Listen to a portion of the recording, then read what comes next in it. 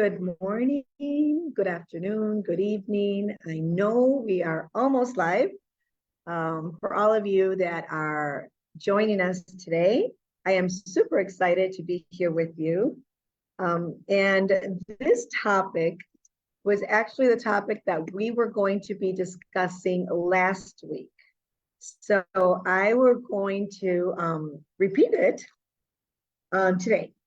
So let me go ahead and make sure that we are live or that we are visible.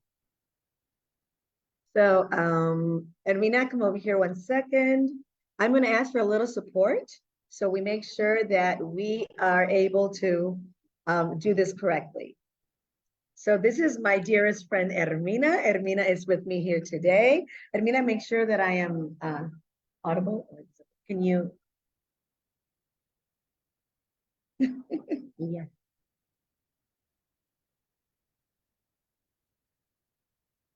Yes. We're good? Yeah. Awesome. Okay. There we are. So, you know, Ermina is here with me. There she is. For a lot of you, you know who Ermina is. We are a great team. There we are. So, you know, Ermina is here with me. Why is it double?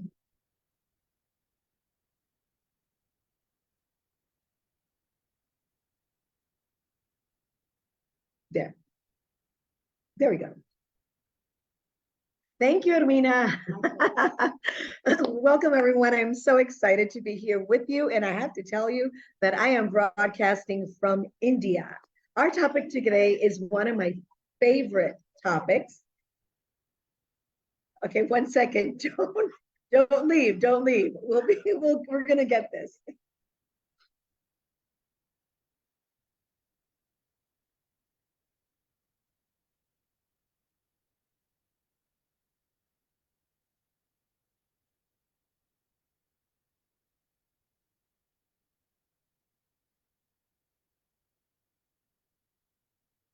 Okay, so now we are ready. Like I said before, I'm so excited because today I am broadcasting from India, and it's been a really wonderful experience to be here at James International School, which is the host of this trip that I am doing right now. I want to tell you that for us, being here with you is very, very important. And the topics that we cover, we understand are the topics that you need in order to join the workforce in the 21st century. IIU is the biggest learning platform. We are in 195 countries, and we have more than 1,000 educators and more than 10,000 e-learners around the world. Every day, there's a session that you should be attending. Every day, an educator is sharing what they do. So it's so important that you realize that the way we present the work is skill-driven more than anything. So today, this topic is my favorite. It's part of a female economic empowerment series. It's what I do. I'm a female empowerment advocate, but I also truly believe in really empowering women to be economically sound, stable. So if you know where your money is, if you know how you make your money, then you will know how to invest your money. There's a big difference in having money, and there's a difference between having money and growing your money. So we want to make sure that you realize what's available for you in order to grow your money and how important it is for women to invest, for women to know that they can also grow their wealth. For many years, women and wealth did not go together. They would tell us that a woman that was wealthy only cared about money and she was cold-hearted, that having ambition was a bad thing. I am here to tell you that that is all wrong and that is not true. So today, we're going to be covering topics that are going to debunk the fallacy that women and wealth don't go together. There's so many women in the world that are amassing their fortunes, that are really using their fortunes not only to grow, but also to help. So that is why it is key for me to share with you how you can start really looking at your financial situation and think of it as growing your wealth. So I am going to go ahead and share my screen.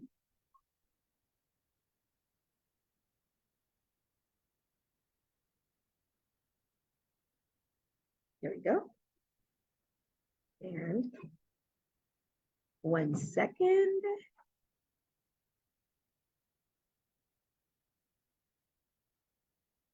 So why is it key for us to really start thinking about wealth and women? Well, this is no secret. And it's in studies that have shown that when women have wealth, they give it back to the community, they grow their communities prosper. A little different that when men have wealth, which is normally the way they invest is in their own, maybe their families, but not necessarily their communities. So when a woman has money, her family gets the benefit, but also her community. So we want to make sure that women have wealth. So why is it important to empower women to be financially independent through investments, right? Because let me tell you, when we leave money in the bank, it's not really growing. When we have money in the bank, we don't really grow our money. What we're really doing is just leaving it there, sitting it there. It may get a penny or two as interest, but it's not really growing. So I want you to know what's out there so you can start to grow your money. So women's financial empowerment is not just about having money. It's about having the knowledge, the skills, and the resources to make informed financial decisions that are going to help you grow your finances. And investment is a powerful tool, but I mean, so powerful. And it's going to allow you to really achieve the financial independence that you want. You know that sometimes we have little issues here. There is a gender wealth gap. And what is a gender wealth gap? What we're talking about here, men have a certain amount of wealth and women have a certain amount of wealth. The thing is that men are here and women are here. So what's in between is what we call the gender wealth gap. How are we going to bridge that women will eventually reach where men are when it comes to wealth? And this is really important because it's going to help us historically. According to recent studies, women face a significant wealth gender gap with lower levels of wealth accumulation compared to men. In the United States, women only own 32 cents to every man's dollar. So we're talking that 78 cents men have more than women when it comes to accumulating and growing their wealth. This gap has implications for women's financial security, retirement planning, and overall economic well-being. I want to talk a little bit about retirement planning. Retirement planning is so important, and you don't want to wait until you're 65 to start thinking about that. This is the moment to start thinking, how do I want to live my life once I retire from work? Many of you will say, I'm not going to retire. I want to continue working. But the truth is that you at some point want to make a decision of how you want to spend your time. With who do you want to spend your time? And where do you want to spend your time? So retirement planning is important. Also, I think that if we're not anticipating to get sick, but we know that our bodies are not machines, and there's going to come a point that we're going to need some assistance, or we're going to need to move into a more comfortable environment. We also need to plan for that, right? So this is the reason why it is so important that you start thinking about your wealth and growing your financial stability. What are the barriers to women's investment? Well, for the longest time, like I said before, a woman that was ambitious with money was a dirty woman, was a cold-hearted woman, was a woman that didn't care about family. All she cared about was money, money, money. And the truth is that that is not true. A woman that cares about her money, that cares about growing her financial situation and really becoming financially independent is a woman that cares about her family, that cares about her community, and most importantly, cares about her future. So I want to start breaking those barriers that people make us think about when it comes to money. So the number one thing that becomes a barrier for women is financial literacy. Many women have limited knowledge about investing and financial concepts, which can definitely hinder their ability to make informed decisions, because many years they told us that having money was for men, it wasn't for women. So we did not learn what we needed to learn about how to grow our money. The confidence gap. Women often face lower confidence levels when it comes to investing. We think that we haven't learned, we think that we don't know, but most importantly, we're so scared to make a decision because we may make the wrong decision. I can only tell you one thing: without mistakes, we'll never learn. So, especially when it comes to mistakes that cost us money. If you make a mistake that will cost you money, you'll never forget it. I do hope that you don't make mistakes that will cost you a lot of money, but don't be afraid to make investments. Learn and then invest. And the more you do it, the easier it's going to become for you. And remember that trading stocks is not only investments. So there's so many other ways that you can invest. And like I said before, societal norms and biases, cultural and societal expectations may discourage women to really take an active role in their finances. Please don't pay attention to that. That is crazy. We want to make sure that you are financially savvy. And I love the picture of this woman, flowering her plant, which is her money. She's growing her money. So what are the benefits of investing for women? Wealth accumulation is so important. Don't let anybody tell you otherwise. Investing provides an opportunity for women to grow their wealth over time. Not get it all today, but start growing it. Start going up, right? Potentially leading to financial independence and security. And that is what we want. We want to be financially autonomous. Why do we want to be financially autonomous? When we have financial autonomy, we make autonomous decisions. Autonomous decisions are decisions that are in my best interest, in my family's best interest. So I don't stay in a job that is not good for me. I don't stay in a home that's a toxic environment. I don't keep my kids in a school that don't understand them. I don't keep my loved ones in a home or a nursery because where they don't treat them well. We need to make sure that we are financially autonomous to make the right decisions. I have to tell you, women that are out there and men that are listening, this is the time to support. We all need to start thinking about how we are going to grow our wealth. This is so key. And having independence is really being able to make decisions. I think that most of us do not work to live, right? We should be living.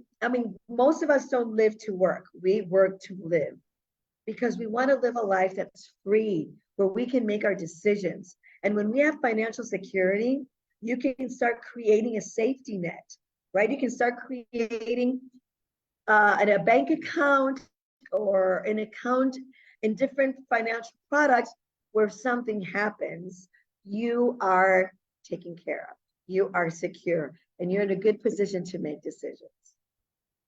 So what are our investment options? Well, everybody thinks that investment options, and they're right, are stocks. So let's talk about stocks a little bit. Investing in individual stocks allows women to become partial owners of companies and potentially benefit from their growth. Let me give you an example. I worked for Starbucks for many years. So when I wanted to put my money in stocks, obviously I went to Starbucks. I invested where I worked. So I became a partner because I made an investment in stocks in that company. You don't have to work in it. You look for a company that you like, look at its history, look at its growth, and based on that, decide if you want to invest or not. So once we become a stockholder, then we become a little bit of a partner and we grow with that company, right? Bonds. Bonds offer a fixed income stream and they're considered less risky than stocks, right? Making them suitable for conservative investors. So if you're an investor that's a little nervous, bonds are different because they will never change. They will not go up or down in price like stocks are. When I joined Starbucks and I bought my first stock, it was selling for $8.64. I think that maybe a month ago, it was $97. So the gap between 864 and 97, that is the amount of money that I make. That's the amount of money that you can make. But some of us, just like it's going like this up, it can definitely come down. So people sometimes prefer bonds. Bonds are uniform. They don't go up and they don't go down, but you do participate in the investment format. Mutual funds. So mutual funds are investment vehicles that put many money together from different people to invest in a diversified portfolio. So think of it as this book, right? So this book has many pages, and each page would represent a financial tool. So we get a bunch of people to invest in the book and everything that's in here, and that could be bonds, it could be loans, it could be stocks. It's like a portfolio of investments, and we all pool our money together. That's pretty safe for many people, and they like that idea. The other one is real estate. So investing in real estate can provide both rental income and potential appreciation. Let me explain to you a little bit more. So you bought this house, you divided the house in 4 apartments. You live in one and you still have 3 more apartments. Those become property income. So you rent them out and you make money. Or you buy the house, you start fixing it, and in 2 years, your money went up because you have a different appraisal. Somebody said, well, now it has a pool, now it has 3 bathrooms, it has a chef kitchen. So all that starts raising the price of the property. And if you bought it for $100,000, you may be able to sell it for $500,000, and you made $400,000 in profit. So investing in real estate is always good. It may not take off immediately. So all I'm going to say is the following.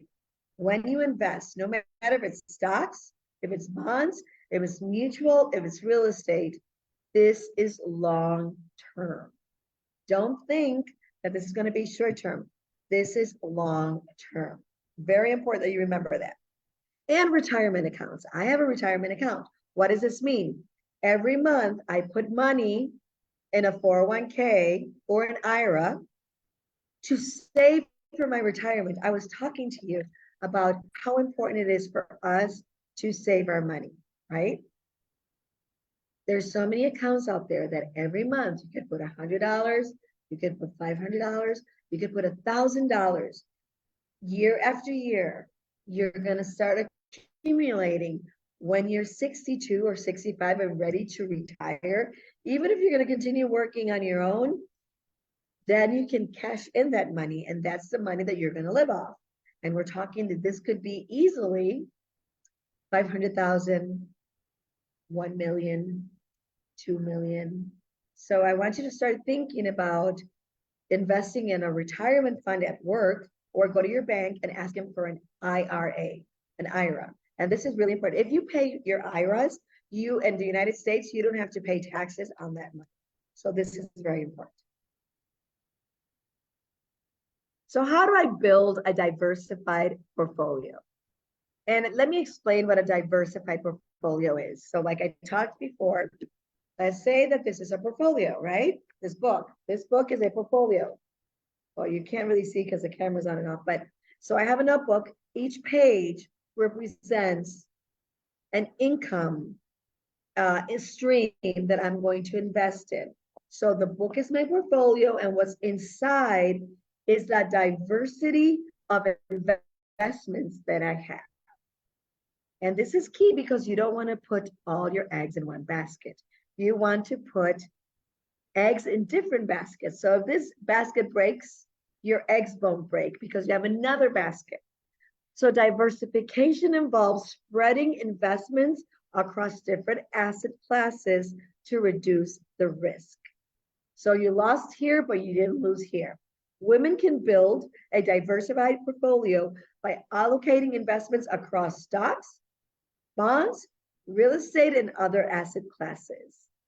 Right now here in India, the person that I do business with has lands. These lands, some of them are being kept so they can appreciate in value. Some of them are being built on so they generate income. Another ones of those, we're looking for investors to be, to invest in so we can have partners in certain projects so we can grow. So the people that are investing in this project will not see their money now, they'll see their money later, but they'll see their money. So when you're creating a diversified portfolio, you're investing in different things. And always remember, it's not immediate, it's long term. And I think that that's the key. You have to have patience and really keep an eye on your investments, right? Make sure that you're checking your accounts, but don't become obsessed because they need to grow on their own. Regularly reviewing and rebalancing the portfolio helps you maintain the desired asset allocation. That is so key. So how do we overcome investment challenges? I think the biggest investment challenge that we have as women is that people think that we don't know about investment. So we have lower representation, and many times we have lower opportunities to invest. When we network and we start seeking mentorship, people that will know and help us, then we are actually starting to grow. I'm telling you, if you feel right now that nobody's taking you seriously or you don't understand how the financial world works, number one, take a course. Number two, find a mentor. Somebody that really is out there advocating for you to find the opportunities that you need. Another one is, why do women overcome investment challenges? Unequal access to resources. Women may have limited access to financial education and resources. Seeking out educational programs, online resources, and mentorship can bridge that gap. Again, what I just said, we have so many educational programs online. Online resources like virtual classes.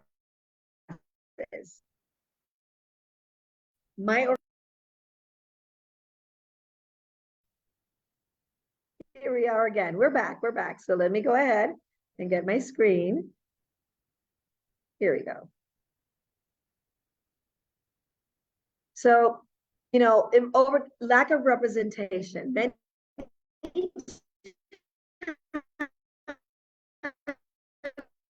we don't see other women investing. So we're a little afraid that we need more women visible. We need more women that are investing so we can actually trust women. And we know that they're making that investment. And I can see them and say, hey, I want you to teach me, or what you've done, I want to learn. Financial education and resources. Financial education is crucial for women to make informed investment decisions. There are a lot of books out there that I recommend for you. One of them is The Intelligent Investor, Rich Dad, Poor Dad, and Women and Money.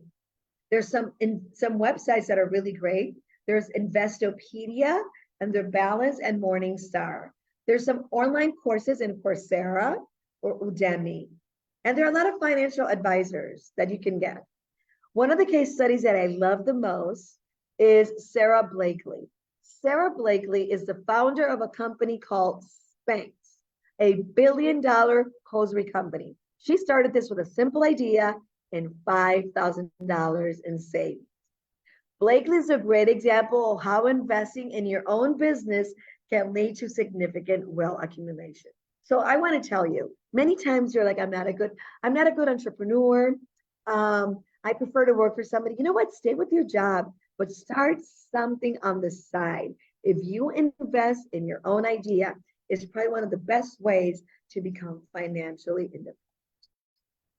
Or invest in somebody else's. In this case, Sarah Blakely, she invested in her idea. She put $5,000 in it, and today it's a billion-dollar company. And most importantly, take action. Take action. I want you to start investing. I want you to start reading financial information. I want you to stay with me here at IIU. I am going to be offering a financial literacy course very soon. So please stay attentive so we can start talking and making a plan for how we're going to grow our wealth. I wanted today to make you aware of what you can do, but we're going to make the plan. And I'm also going to be with you in an entrepreneurship training so you can see options of how to make your money grow. So how do we take action? Number one, we encourage participants to take action and start their investment journey. I want you to start thinking about your investment journey. I want you to start setting financial goals. What does that mean? I want to save by 2024, $15,000 or whatever your currency is, so I can invest it and grow my money. Create a budget. Don't spend all your money. There's a way that we create a budget. I am going to be discussing this when we talk about financial literacy. So stay tuned. I am going to teach you how to be financially literate. And the one important thing, if you have questions, seek professional advice. Seek professional advice. You know, these are very simple ways to grow your wealth. They're very simple ways to really become financially autonomous and really be able to help family, friends, community, country. I can't tell you how important it is for you to be financially independent. And many times we think this is a man's job, or this is something that they do better than I, and that is not true. We should all think about this. We should all have the greatest opportunity to invest. So what have we talked about today? It's about bonds. It's about stocks. It's about real estate. It's about mutual funds. It's about retirement plans. Start thinking, where do you want to put the money? It's about reading books. My first book that really made me think was Rich Dad, Poor Dad. It was the first book that made me understand that I was on the wrong side of growing my wealth. I want you to be financially independent. I want you to learn about different opportunities and really start investing to help you grow. It's a powerful tool. Here at IIU, we truly believe that you deserve to have the best information, the latest information. IIU goes beyond traditional degrees. We go after the skills that you need to thrive and succeed in 2023, 2024, and really going forward. We truly believe that education is key, but it's an education that is transformative, education that is revolutionized, is an education that will change your mindset and help you evolve into a new global citizen. Our founder, Piyush Pandit, is not only a serial entrepreneur, he's not only a social worker, he's not only a change maker, he is the rainmaker. He truly believes that if you have the right information, if you have access to quality education, no matter where in the world you are setting yourself up for success. So we are thrilled to have you here. I can't wait to talk to you next week on Wednesday at 7 p.m. India time and 9:30 a.m. Eastern Standard Time in Puerto Rico and the United States. We will have another incredible topic on female economic empowerment. This is not only for women, this is for men. Men, you need to know that your best ally is a woman. If you use women as your partner to grow in anything that you do, you are going to be so successful. It's been proven again and again that when we invest in education for women, our communities prosper. It's been shown that when a woman leads a company, the return on investment is 35% higher.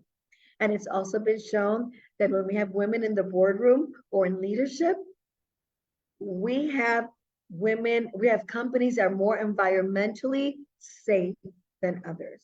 So it is really important that we give women the importance and the space that they deserve to have in order to help you, all of us, have a more sustainable world. I want to thank Mr. Piyush Pandit for giving me the opportunity to be here today, be your trainer.